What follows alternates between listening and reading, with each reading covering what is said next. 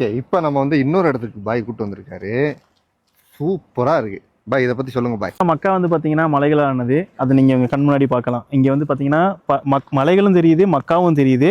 இந்த மலைகள்லேயே முக்கியமான மலை வந்து பார்த்தீங்கன்னா இந்த ஜபல் நூர். இங்கே தான் வந்து நம்ம குர்ஆனோட ஆயத்து இறங்கின இடம். நபி ஸல்லல்லாஹு அலைஹி வஸல்லம் அவங்க வந்து பார்த்தீங்கன்னா மக்களோட கவலை அது வந்து அங்கே வந்து அவங்க தனியாக போய் ரொம்ப ஃபீல் பண்ண ஒரு இடம். அங்கே தான் அல்லாஹ் வந்து நபி ஸல்லல்லாஹு அலைஹி வஸல்லம் அவங்களுக்கு அந்த குர்ஆன் ஆயத்தை இறக்கின இடம். இந்த இடத்துல இருந்து பார்த்தீங்கன்னா எல்லாத்தையுமே பார்க்க முடியும்.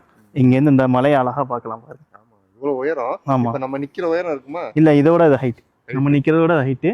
ஆனால் இதுக்கும் ஹைட் வந்து பார்த்தீங்கன்னா ஜபல் தவுர்.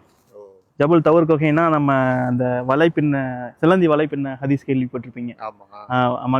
மக்கா வந்து எதிரிகள் துரத்தி வரும்போது வந்து பார்த்தீங்கன்னா நம்ம நபி ஸல்லல்லாஹு அலைஹி வஸல்லம் வந்து பதுங்கியிருந்த குகை. அந்த இதுதான் இருக்கிறதுலே ஹைட்டு.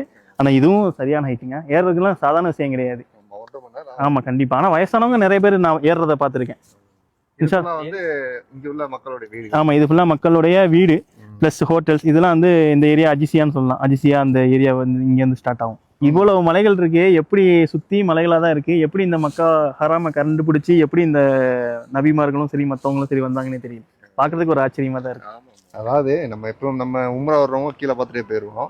இங்க இருந்து பார்க்கும்போது தான் அந்த மக்காவுடைய அந்த அமைப்பு எப்படி இருக்கு.